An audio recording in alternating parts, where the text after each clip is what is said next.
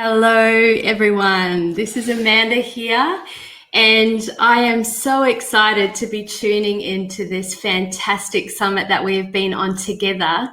If you can help me out, jump into the chat and tell me where you are tuning in from. I love to know who's a part of my audience and what is happening for us all. So jump in the chat, tell me a little bit about your story, because it's a really important part of what I love. I love people's stories and I love empowering people with stories. In the introduction, they called me a pastor. And the funny thing is I used to be in a former life a part of a pastoral ministry team at a church here in Perth.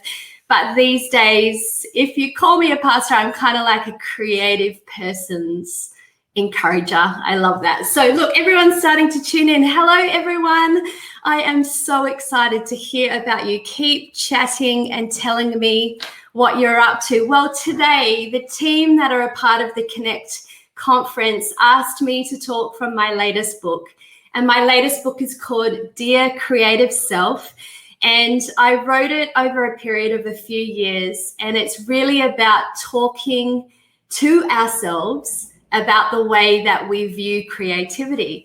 So I'm seeing everyone logging in. Hello, Linda. Hello, Philip. Hello, Sue. Hi, Rebecca. It's so good to see you all and see that we have people all around Australia that are logging in. Well, Dear Creative Self was released just 2 weeks before COVID land hit.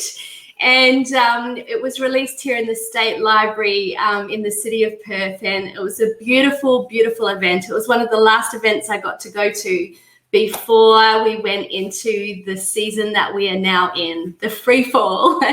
And it's just been a work in progress for me to be able to reform the way that we think about creativity. And for me, I've been in the professional industries of creative arts for over 20 years. I studied musical theatre at WAPA, which is a university here in Perth that focuses in on creativity. And I also was on staff at Review Church for 12 years and was a part of their creative team there. And we did some really fun things. And these days I call myself a writer. I am home today, dropped my kids off at school and have taken time to write.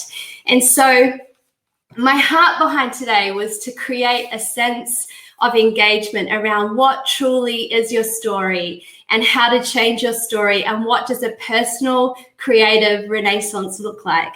So my good friend, she is tuning in as well. She is a poet, and after reading Dear Creative Self, she wrote this poem for us. It's actually a prayer for the creatives, and I do have some slides, but I did notice that one of them was a little bit out of sync. So I'm going to jump a couple of slides in, and then I'm going to play around. So let me read this prayer for the creative for you to start off our session today. As we timidly enter this creative life, dipping our toes in the water, testing the temperature, as we wade deeper, finding our way, our steps uneven and unsure, seeking firm footing. As we slowly submerge even more of ourselves, relaxing into the current of our art, may we navigate the ebbs and flows. May we learn when to float on the tide of inspiration and when to escape. Okay, I'm going to read from here rather than the slides. May we navigate the ebbs and flows. May we learn when to float on the tide of inspiration and when to escape the eddies of self-doubt. May we ride the swells of emotion, the crests of confidence, and the lulls of apathy and the troughs of despair. May we stand strong in the pummeling waves of too much.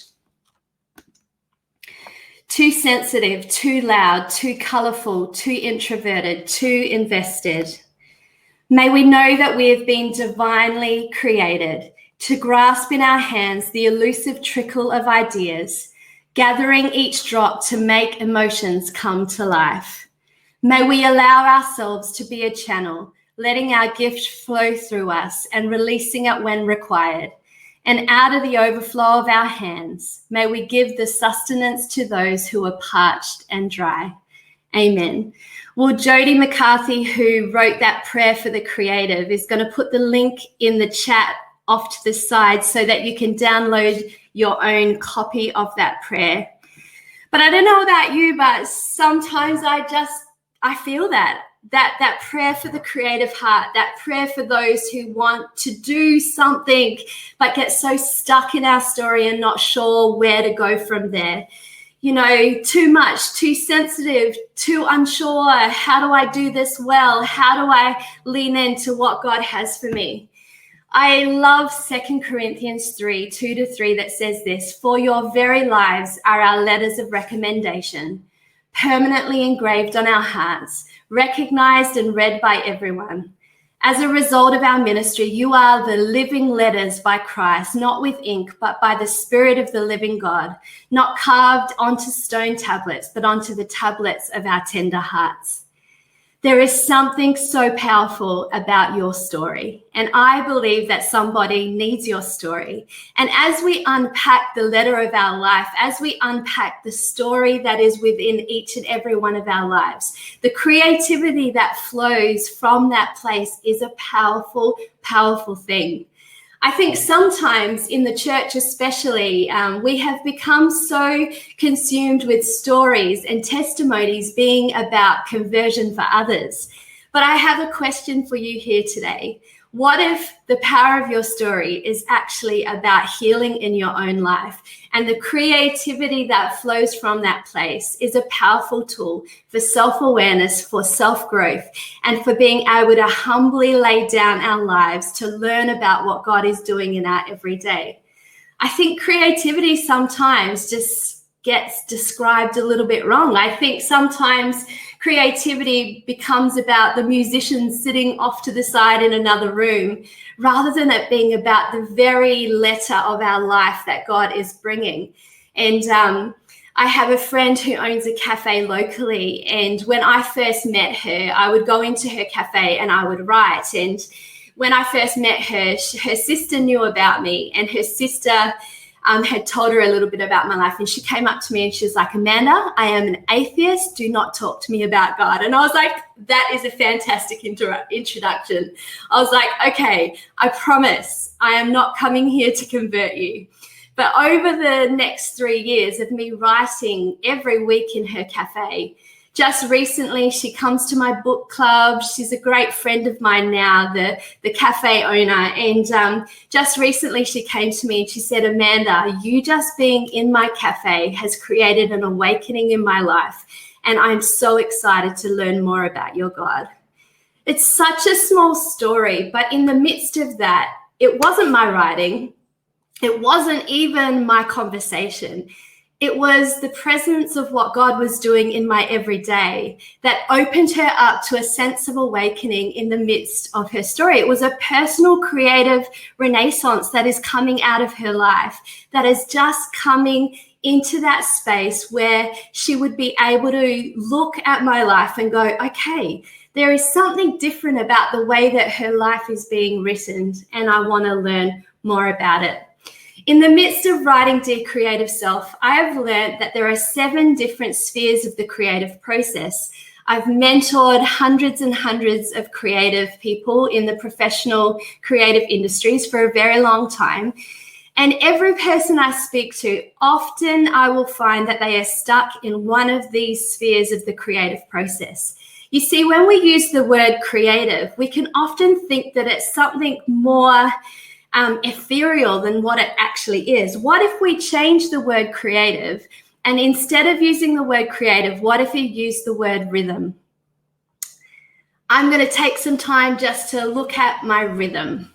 I want to work on my rhythm rather than creativity. I think so often we can make creativity become something that it's not. It's actually, we are designed to create. We are made in the image of a creator God. And there is beautiful parts of our hearts and lives and our stories that is needing to come out. It's a part of our sense of who we are. It's a very deep and beautiful thing. So today I want to help you with some of those creative process spheres, and maybe for you in the chat, you could start to tell us maybe some of these spaces might be spaces that you feel a little bit stuck. So let's go in and have a look at these spheres that come from my book. So the first one is this. Often someone who's stuck in their creative process or stuck in their story, I find that it can be linked back to that space of emotional well-being. And as a part of today's session, I've actually given you a link that you can download a sleep meditation that I've created with an amazing pastor, and she's also a clinical psychologist. So we've got an opportunity there for a sleep meditation to be able to come. And that's a part of one of the spheres later on. But emotional well-being, as creative people, as creators, as co-creators with Christ, I think sometimes we can get stuck in our emotional realms and not know what to do with the stories that are sitting deep within us. You know, over the last week, there has been so much that has been happening and unpacking at such a fast rate. I think what's a really interesting thing for us to do is to actually sit back in the midst of vulnerability, in the midst of our sympathies, in the midst of empathy, in the midst of compassion, and say, okay, what is my story response to what is happening, and how can I process that story? Another part of the creative process where I see that people can get stuck in their story is this, in connection and collaboration. How are you going in the realm of connection and collaboration?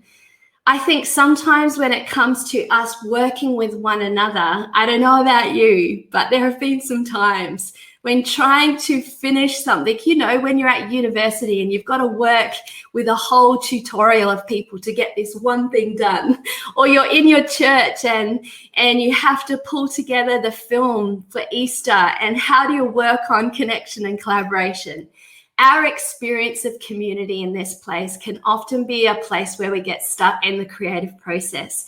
And as we start to explore this, as we start to grow in this, as we start to learn, it starts to unlock parts of our story that brings a sense of fulfillment to the creative ideas that we have within us. The next part is rest and sleep. And I talked about the sleep meditation. But how are you going in resting? How did you go through COVID? Did you find the new rest rhythm? Or maybe for your work and your experience and your business, the not-for-profit that you're a part of, maybe you had to work harder than ever before. But how do you go Sabbathing? How is that space of rest? You know, I liken rest to be like the sourdough bread process. I love making sourdough. And sourdough takes 48 hours to be able to take that time to be able to ferment and to be able to rest. And sometimes our ideas just need a rest. Like when I'm working with people on their book projects, I'm like, sometimes we just need to let the idea rest. And we as creatives need to find ways to be able to rest as well. And what does sleep look like for you? Is it just as you're going to sleep? Do you get ideas that come and you don't know where to put them and you find it difficult? And insomnia is a terrible affliction. How do you find ways to create a rhythm around that so that your creative process is one that's healthy and full of life and fervor and beauty? The next part of the creative process that I've found over my years working with the creative industry professionals is this one, technology. I often find that with technology, we sit in a couple of different spaces. Either you're an early adopter, and when TikTok came out and you just heard a whisper of it, TikTok was already downloaded on your phone. Or maybe there's some of us who it takes a lot for us to be able to get our head around technology and what's coming next. Often I find those are the places where we can be stuck in our creative process. The early adopters sometimes just need to find a way to be able to switch technology off and to be able to rest from technology. And those who find technology a little bit difficult, sometimes we just have to show up to it every day. And maybe that's where we're getting blocked and we need someone's help and being able to say, you know what, in the midst of this creative process, I've had this idea to publish a blog, but I always get stuck on just pressing publish. What area do you fit in? So in the chat, why don't you jump in and say to me, I'm an early adopter. I'm someone who's a little bit reticent. Let's have a look at that there. Another part of the creative process that I have found is innovation. Innovation is that ideation stage. It's that opportunity for us to be able to take an idea. And sometimes even the word idea, it's like, I've got so many ideas, I don't know what to do with them. And we can always be elusively looking for that best idea. Let me put it this way. What if you just change the word idea and you think about it as a present? And you've been given all these presents. And a present doesn't become a present until you actually open it and you start to innovate it and you start to find out what it was given to you for. Was it just to make you smile? Was it about entertainment? Was it functional? Does it need to be applied? Does it need to be opened? That's what innovation is. It's this place of curiosity where we go, okay, I'm going to ideate now. I'm going to go, okay, what can I do with this? How can I explore this? How can I be curious? What does that look like? So sometimes we can get stuck in our story in the area of innovation, and it can just be some simple tools of rhythm, tools where we find ways to be able to explore that. I absolutely loved Sheridan's talk from yesterday. If you haven't been able to listen to it, go back and find it. And in the midst of that, what he did was he was talking about his rhythm and how he gets up each day. And he was like, I don't think I have rhythm. But he actually says that he gets up and he takes time to be in solitude. He takes time to be quiet. Then he writes in the morning and he edits in the afternoon. So what does the rhythm of innovation look like for you? Because when there's a scaffold to the creative process, it actually changes the way that we understand ideas, and we open up those presents of what those ideas are, and we find the place that it fits, and we find the part of the creative process where we feel stuck, and it impacts the way that we engage with that creative idea. The next thought I have for you is pioneering. And the word pioneering for me means that we actually take that idea that we've got, the idea that we might have that we think no one else has ever thought of. And the funny thing is I find with ideas that if we don't pioneer that idea, that someone else uses that idea. And sometimes we can just be so annoyed at ourselves. We've had this idea for ages and we just haven't pioneered it. We haven't done something with it. We haven't laid it down and gone, okay, I'm going to step into the next of what that idea is about. And so pioneering, what does pioneering look like for you? Are you stuck in actually applying the gifts that you've been given? How do you apply that? That's what pioneering looks like, and doing something that no one else has done before. That fear of failure, that stepping out and doing something new. And the last part of the creative process, it's not really in order, it's just different spheres of a creative process, is this: spirituality and a sense of purpose. Sometimes we can feel blocked because there's that sense of that what you've been given, that idea that you have, that there's a purpose beyond you, that's a part of that story, that's a part of that book, that's a part of that idea, that project that you want to be able to bring. And that's why I love reflecting on creativity in a co-creation with Christ. What does that look like for me to be able to co-create with God? In Dear Creative Self, I said this: you are enough. And you have something to say that has never been heard before, simply because it is filtered through the sheer tenacity of your own story. There is power in your story. There is power in those moments of victory and overcoming. Some of the girls that were in the session earlier this morning were talking about being victorious, and seeing that overcoming space for us in our own stories is a powerful tool for us to be able to remember what God is doing in our life. You see, a personal renaissance is a time of transformative change. And this change in attitude, behavior, habits, health, spirit looks radically different for each person. But it always begins with changing our personal narrative on creativity and the way that we speak to ourselves about productivity. And that's why I go through in my book about all the different spheres of the creative process and where we can feel stuck.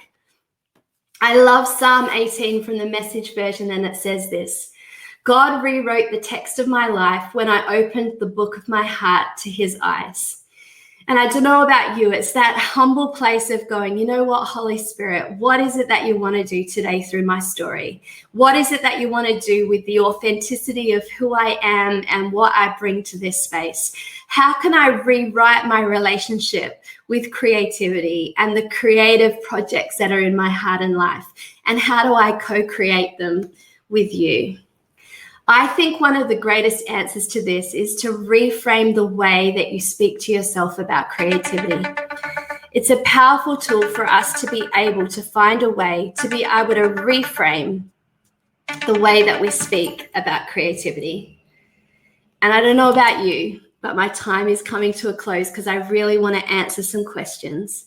But it is time for us to change our story. And a personal renaissance with creativity actually comes back to those places of the creative process and the way that we reframe the way that we speak to ourselves about creativity and the power of creativity in our everyday.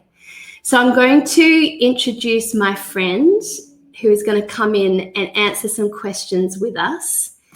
And I'm going to jump over the camera section and see if I can find Sam, who's going to come in. If you've got any questions, jump into. Oh, we have. Yep, we have, but not Sam, I'm afraid. That's all right. Welcome. Surprise.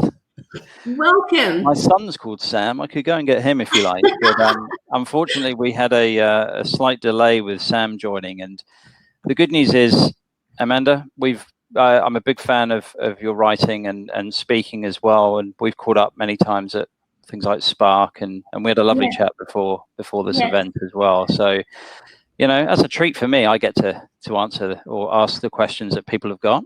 Actually, don't be shy, everybody. We've got a Q&A tab there for you, so feel free to jump in and post your questions.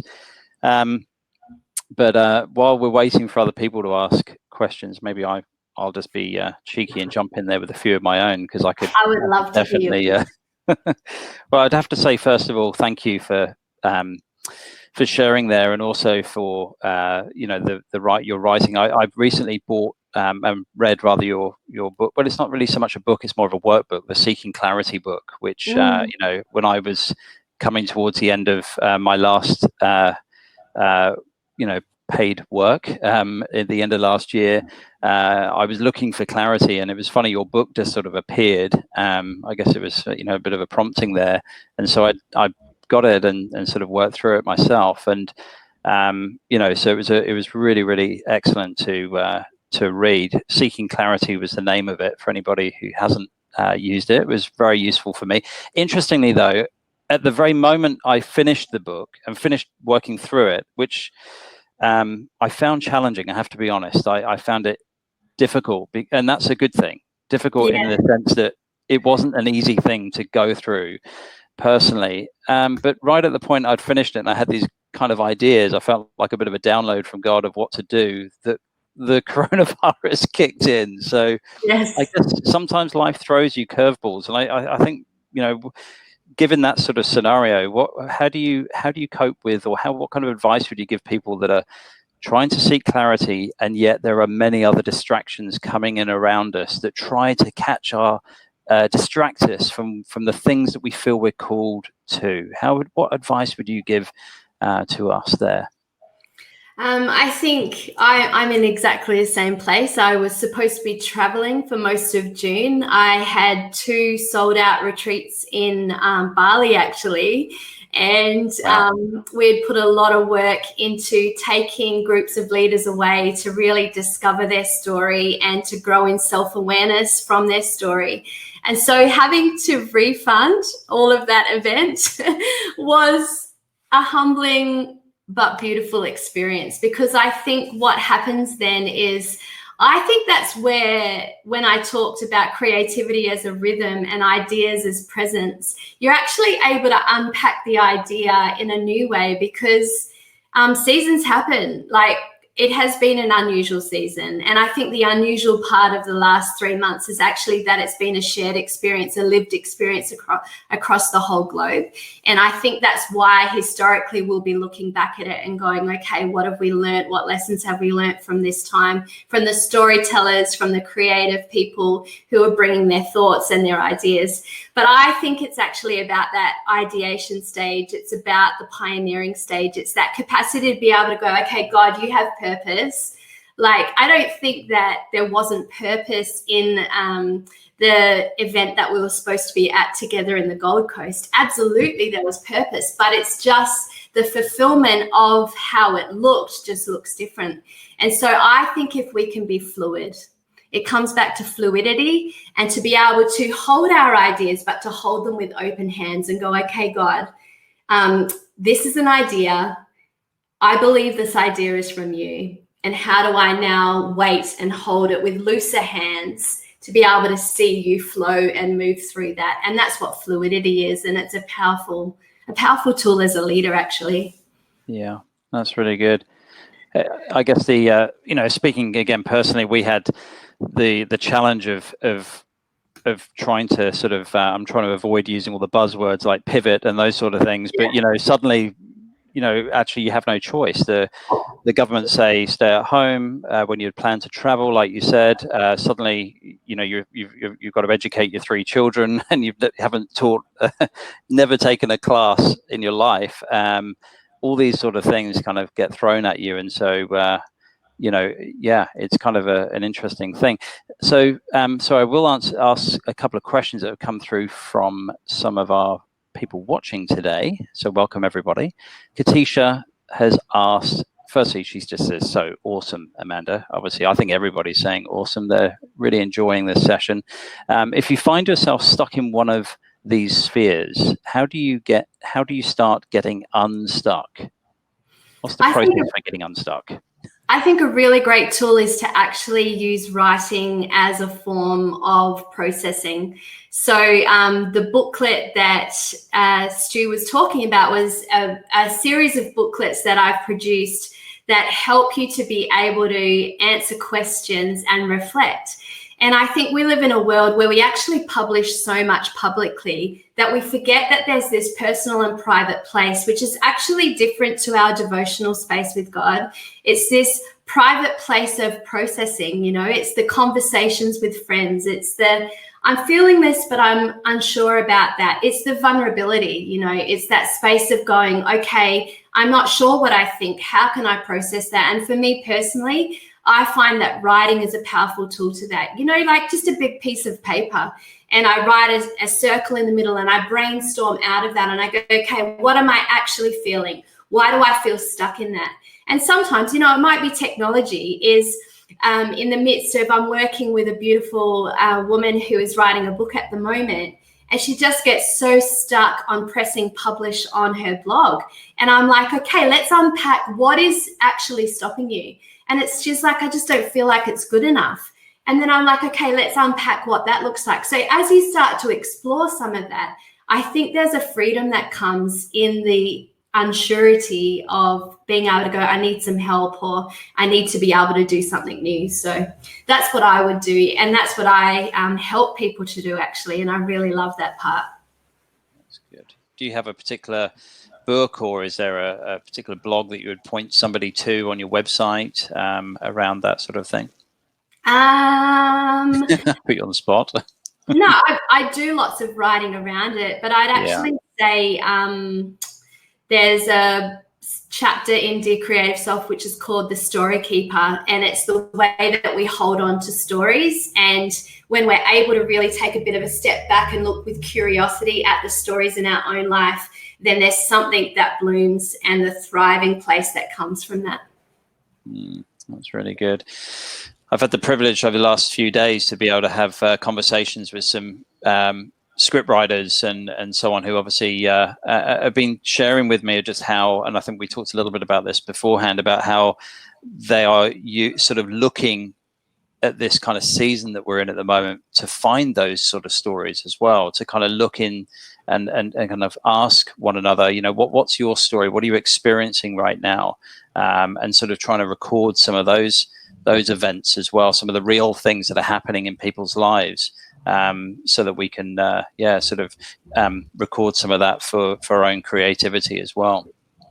Yeah. It's a beautiful thing. You know, I'm in a few professional writing groups on Facebook, and the State Library in Western Australia and right around Australia, actually, museums and state libraries are collating stories and poetry and signage and just little statements and things that are happening in the COVID season, so that in 20 years' time, there will be a historical archive of what actually happened on the ground in the midst of that. And in the midst of some of these writing groups, there are people that are writing fiction novels at the moment that are having to work in social distancing into the midst of the story and how that impacts us. And I think it's a really interesting thing for us to explore, is what is actually happening in our hearts and lives and how do we respond to that? Yeah, that's good.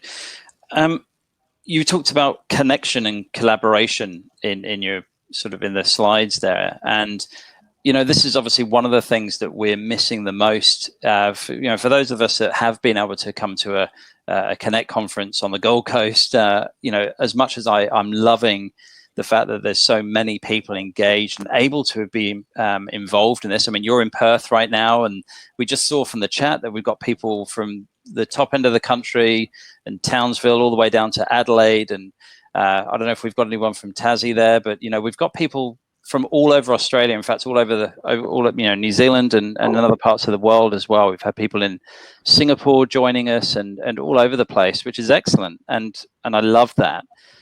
But the question is how do we do connection and collaboration in how would you maybe even advise us as we kind of listen to you now, connect and collaborate better when we can't be in the same space, when we have to do this remotely? What kind of things do we have to intentionally lean into and do in order to, maintain that sense of collaboration? You know what I think is a really powerful tool is encouragement. I think we all have an Instagram account or a Facebook account. We all have an email. And one of the things that I find that often in the creative industries that we don't do well is actually encourage one another in the pioneering steps that we're taking. So for me, one thing that I'm really passionate about, and this leaning into encouragement, it's not fake. It's not like I'm trying to blow smoke up people, But if I see someone doing something and I like it and I think it, then I say it.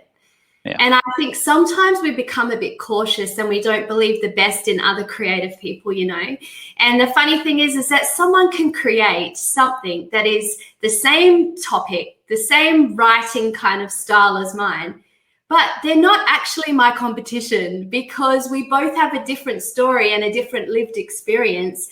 And we're each going to have different audiences that impacts. And so I think sometimes we think that the creative industries or the Christian creative media world is a small little goldfish bowl, but it's actually a very wide, very open, very beautiful. There are millions of people that need all of our stories. And when we think small, we act small. When we think big, we act big. And big-hearted people encourage. They go, okay, I've seen someone write something. I'm going to go follow that up. I'm going to tell them that that's amazing. I'm going to pursue that. I think that's a powerful way for us to be able to explore networking. That networking is not about what I can get from you. It's actually what I can give to you. And when we lean into a heart that lives out the gospel in the way that we express our creativity, we believe that there's space for everyone. I think that there's enough room for every person's story. So why do we go the opposite? Why don't we want to market someone else's thing? We don't want to encourage something else? What if every day we just profiled a different creative Christians project on our social media feed? What if we got bored and we were just like, I'm just going to start telling everyone what amazing stuff people are doing? Yeah, I love talking about other people's books. Yeah. Talking about other people's books is not going to stop people from buying my book. Yeah. It's actually, they're going to look at me and go, man, she's got this crew of people that she is loving and supporting and sharing quotes and sharing what we can do for one another. I think that's a powerful thing. That was probably a very long answer. No, it's not, but it was a good answer. And it's also true in terms of a lot of people being in previous sessions where we've been looking at social media marketing and how to build influence, build audiences and so on. And I think the fruit of what you're just talking about in terms of how we do this in community is actually people start to gather, people will come, and we'll see that those our influence is extended, our opportunity to engage with people is extended as well, through exactly what you're just describing there. That's how people build big audiences. They don't just sort of build their page and just wait for people to come, because of course we know that's not gonna happen. I just want to switch gears a minute because I've got a couple of questions in here that I know people will want me to ask rather, and not just sit here asking my own questions. And so question here from Ali, and I know Simon asked this as well, but how do you choose which idea to pursue when you have too many ideas? I suffer from this, by the way, as well. So this would be really helpful for me too. Well, I think what we need is we actually need somewhere to store those ideas rather than our brain. And I think what happens is we have an idea, and when we don't do something with that idea, we lose that idea. And I talked a little bit into, it was really hard because I've got like a whole book's worth of content, and how do I do that in 20 minutes? So I feel like I kind of like skipped through. But the thing is if you have a scaffold to your week, and as a part of that scaffold, you have a place to store your ideas, you have a system, and you allow that idea, and we come back to swap the word idea to gift. You come back and you unwrap that gift. And, sometimes gifts get re-gifted. Yeah. And you give that gift to someone else, But then other times it's like, you know what? Sometimes I get given gifts and I'm like, what am I going to do with that gift? Like you get given this present and you're like, wow, okay. But it just sits there. And then someday it's like, actually, I need that gift. Let's go. Let's pull it back. But the thing is that if we leave those gifts in a dusty cupboard, or we chuck them in the bin, we put them in the trash bin because we don't know what to do with it, we lose them. So I think it's about storage. I don't think it's about ideas. Can we get practical for a minute? Just because someone might be going, what do you mean? Where do I put them? Because I've got like tons of notebooks and then I kind of leave that one and then I come across it about 6 months later and it's got a bunch of ideas. And then for some reason I stop writing in that book. Or is there an app? What do we do here? How do you kind of bring your ideas together into places? I think everyone is really different, but I think it needs to be something that you use regularly. I actually email myself, and I have some sections to my email where I put my emails into different categories. And I'm actually really ruthless with my emails. So my email inbox wouldn't be more than 20 in my actual inbox, but my folders are really strong and I save them into places. The other thing that I have, particularly for books, is I have one journal or one notebook per idea per book, and I keep coming back to that same notebook for that one project. So I don't have one journal for all random everything. I have one journal for one project. So then I know that I've given it a place. And so every time I have an idea, like I'm writing a book on friendship at the moment, every time I have an idea about friendship or I come across a quote or I come across an idea, I brainstorm it. And most of that journal is actually mind maps. So I mind map out the idea and I put it in a circle. And then each time that grows, it's like a little page that becomes a chapter, that becomes so I don't use journals for everything. I use journals for. And then the other thing is I'm really big on planners. So my planner has my ideas in it and my planner has my task list in it, and I explore and write. And this planner actually has writing goals in it. And I try to get off my computer sometimes because I think that we can get a bit locked and overwhelmed by the technology. Yeah, that's really good. Thank you for that. And it's good to have a system, but you sound very organized, I must say. You must like alphabetize all of your books and, cookbooks. I'm sure everything's very organized, isn't it, in your house? It's messy organized, if that's a thing. Organized chaos. That's what we call it. Totally. Yeah. There you go. Yeah. No, it's good. So, Joy has a question. I love how you use the word rhythm in the place of creativity. Are you able to unpack the statement co-creators with Christ? Sure. It's actually it sounds a little bit like a Christian cliche. And for me, I'm actually quite anti-Christian cliches. So it's quite funny for me to be able to use that kind of language because it's not my normal language. But what I've been learning lately is the actual pioneering of that idea has just as much to do with what God is doing in my life and us doing it together than that idea being all about me. And so this capacity for me to just as simply as co-creation in Christ looks like for me in the day-to-day of my life, just going, okay, Holy Spirit, God, what is it that we should do today? And it's really allowing the simplicity of that to think that my creativity is not just about me. It's not my idea. It's that holding those ideas loosely. It's going, okay, God, what are you breathing on at the moment? Where is there a sense of beauty? Where is there a sense of wonder? Where is there a sense of awe? Where is there a discord? Where do I feel unsure? What is it? And it's not about emotions. It's about the freedom to know that the Holy Spirit is co-laboring with us. And what does that look like? And how can I explore that more? And what is he highlighting to me? And so that's what co-creation looks like. And I think it actually takes the pressure off us, where it's all about me and my idea and my art and what am I going to do to impact the world? And it's like, okay, what about today? I've just got today.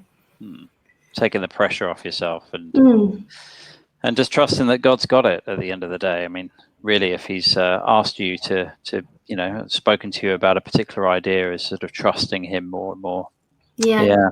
That's and good. I think that comes back to the ideas as well. It's a lot of what we've been saying, like sometimes some ideas, some books, some films are for a season and some aren't. And it's having the fluidity to be able to go, okay, I'm going to lean into that. What am I being drawn into and what feels disconnected, and allowing ourselves to sit in that.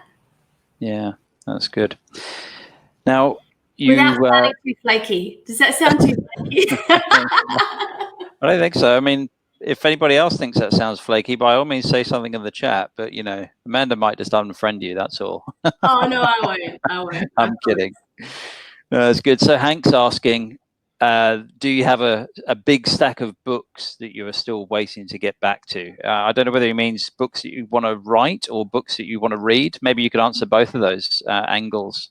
Both and. So I have probably 5 manuscripts on the go.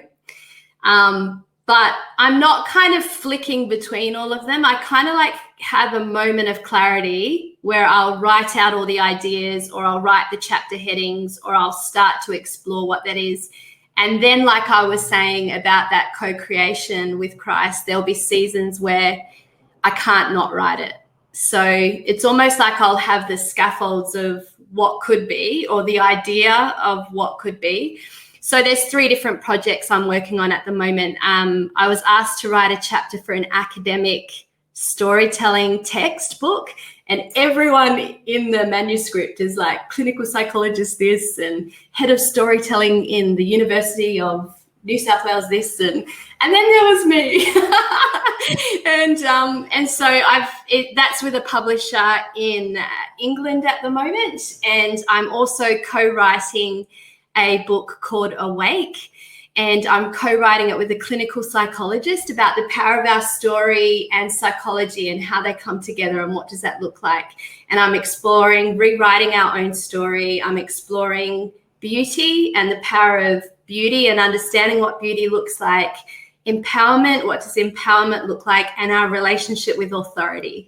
So when I say the word authority, what does that look like? And so those are the chapters. I've pretty much written it. This weekend, I'm running a writing retreat with 20 different people who are writers. And, is that online, or is that? No, we are in person. It's my first in-person event. And it was booked on this weekend 3 months ago. So before COVID hit, and it was booked out. It sold out within a few days. So we're going to a monastery, a monk's monastery. It's called New Norcia. It's a town in Western Australia that's a monastic town. And we're writing for 3 days. So I leave tomorrow morning to do that. Wow, that sounds amazing. Yeah. And is that a mixture of like men and women going on that? Or is it exclusively for women? Do you do mixed groups of people? It's open to men and women, but everyone that's coming to this one is a lady. Okay. I'm always curious about that because they sound really... We got songwriters coming. We've got Christians, non-Christians. Yeah, wow. Yeah. You've got to be in WA or willing to jump the fence. I've had people fly in, but our borders are firmly shut at the moment. So. Yeah, I was going to say, how do they? You have to kind of jump over the rabbit-proof fence at the border or something when no one's looking. Yes. Yes, that's good. Where else are we? Sorry, I lost my place there. Do you ever feel like you're running out of time with an idea?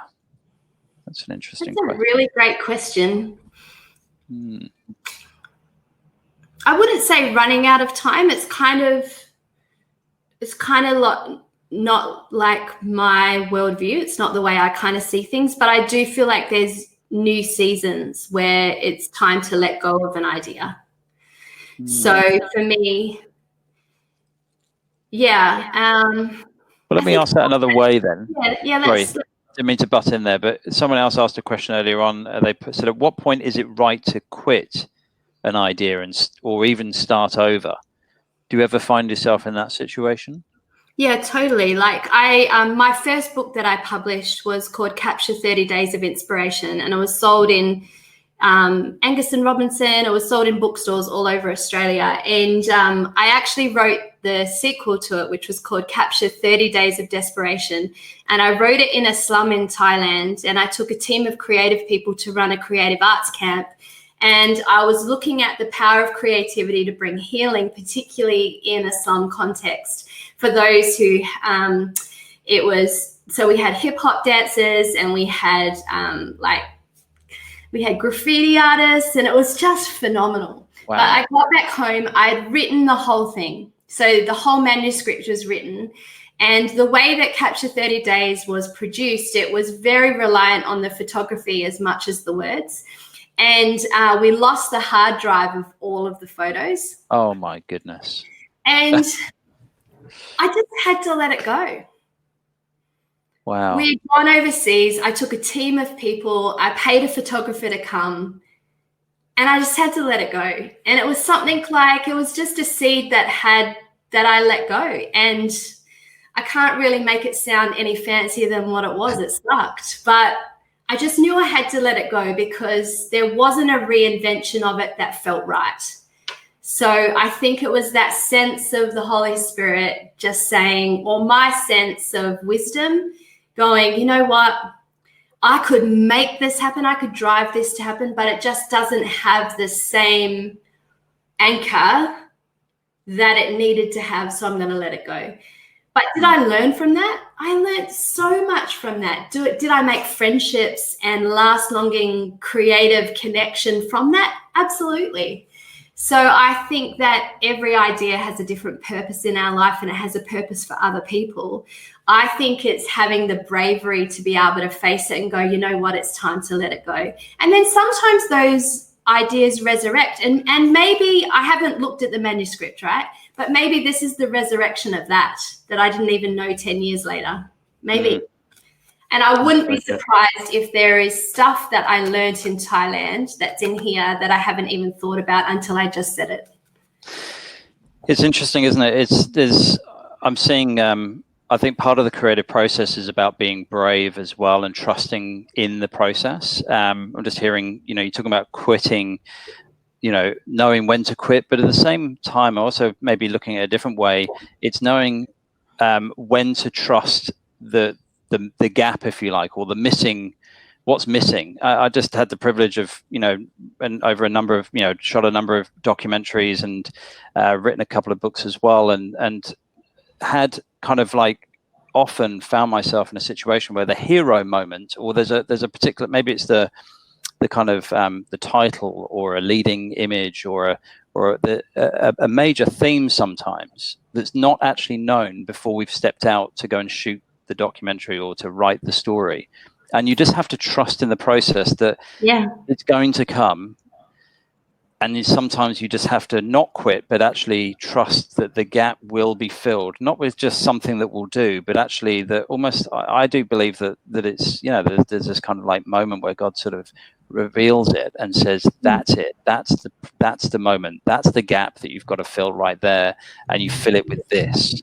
Do you know what I mean? Yeah, absolutely. And the same happens with writing. You don't know where it's going to land. You don't know the person's story who it's going to intersect with. This Easter, I had something really beautiful happen. There's a really old lady that lives across, that's a really bad way to say it, isn't it? There's an elderly lady who lives across the road from me, and she's delightful. And every Sunday we wave each other off to church, and she gets in a Uniting Church bus and I drive off to my church. And it's been something that's been happening for 4 years. And then COVID hit. So I walked across the road and I introduced myself and I said, hey, I'm Amanda, Val. I just want to know how you're going.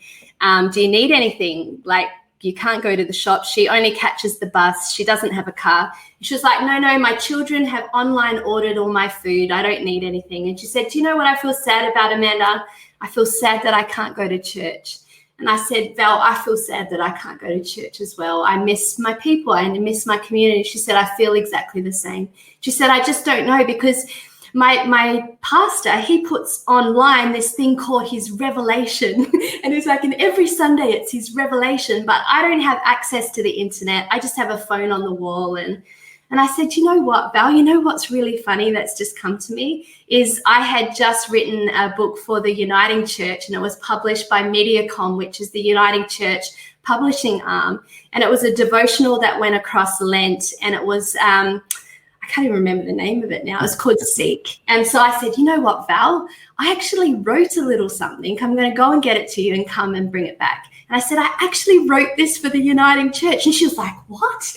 And for me, I'd not had any experience. I've had lots of experience with the Uniting Church, but it wasn't something that was a part of my everyday. It was quite unusual for me. So I gave her my book. And then on Easter Sunday night, she came and she stood on my front porch with tears on her eyes. And she said, I felt like I went to church this weekend. Oh, that's beautiful. And when I closed the door, I came inside and I just looked at my husband, because the Uniting Church part of that story was really important to her. And I didn't understand that. And I looked at my husband, Charles, and I said, babe, what if I did that book just for Val?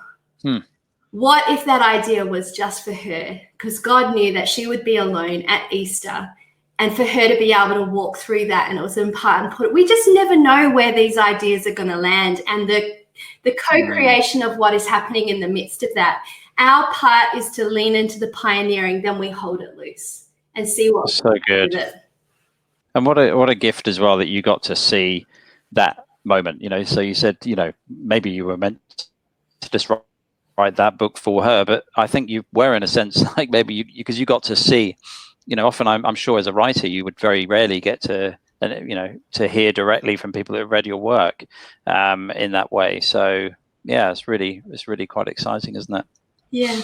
I've got to mention, Amanda, just before, because we're about 4 minutes out before we wrap, and I'll try and find one more question before we close. But I need to mention quickly. What was that? Sorry. I'll try and answer quickly. You don't need to. It'd be okay if we overrun. I'm sure people will forgive us. But we just so you're just for everybody else's information, we've been letting everybody know in all these sessions that on Friday we have the Pilgrim Prize award announcement to make, and we're doing that at 1 p.m. or in fact the session where it will be announced starts at 1 p.m., which is the session with Brian Bird and Jason Paymer. I'm later joining Rod Hopping for a Q&A, and during that time we'll be presenting the Pilgrim Prize, Pilgrim Graham Wade Media Prize, for 2020. This is a $10,000 cash prize, and it's being awarded to outstanding media projects which are promoting or communicating the gospel in the prior calendar year in 2019. So join us for that session tomorrow during the 1 p.m. session, where the finalists will be announced, followed by the winner for 2020. So that's pretty exciting. That is exciting. That's a fairly generous prize as well. So be sure to join us for that. Amanda, I've really enjoyed this chat, this catch up. It's remarkable to think you're in WA. Like it feels like you're actually just down the road, and ordinarily we would all be together in the Gold Coast, or many of us would be. But let's just see, just to finish up. Kathy says, rest is an area I often get stuck on. What does rest look like in your rhythm? A really quick answer is I'm really diligent with my online life.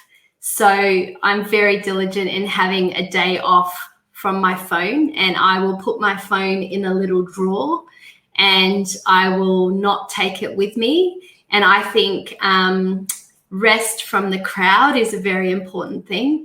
I think silence is a very important part in our noisy world of rest. So how often are you silent? And I think pilgrimage is a really important part of rest as well. So for me, going on this writing retreat is actually about pilgrimage. The driving is just as important as the writing. And it's this time of me being able to just slow down. And so the practice of solitude and silence, the practice of turning my phone off and having a really good rest from the crowd. And thirdly, pilgrimage is a really important part of the creative process. And I love the sound of the pilgrimage you just talked about, or at least a retreat rather, that you talked about that you'll be doing. And I hope that goes well for you. I've actually just posted up there on the sticky at the top of the screen the website address for your retreats, because I had a few people ask where they can find information about those retreats, and obviously everything else that's your books are all available there as well, for people to get copies of. If you're trying to seek clarity, I definitely recommend that book, Seeking Clarity. It was really helpful for me. Maybe you need to do an update to that for post-COVID Seeking Clarity, maybe. We're in a slightly different context now. There's another book idea for you. Yeah, thank you. I'll put it in my notebook. Yeah, I was going to say, you don't really need any more ideas. It sounds to me like you've got plenty to keep you going for quite some time. So that's pretty awesome. But Amanda, thank you. It's been lovely chatting, and I know everybody's really appreciated your time today. And so I hope the retreat goes well. I'm sure you'll come back feeling quite relaxed. And I've probably got the wrong idea of a retreat like that. When you said it's a monastery, I'm thinking like Trappist monks brewing nice craft beers. But that's probably the European in me, thinking of the. You do get wine from their vineyard. Oh, there we go. See, you're making me want to come even more now. But I'll be the only bloke there, so it'd be a bit awkward. But it is just one glass. Otherwise, there is no writing that is done at all. I've probably I've blown up the feed now. Here we go. Exactly. That's what's going to happen. Okay, Amanda. Well, thank you again. Really appreciate your time. And thank you so much for the opportunity. All right. God bless. You too.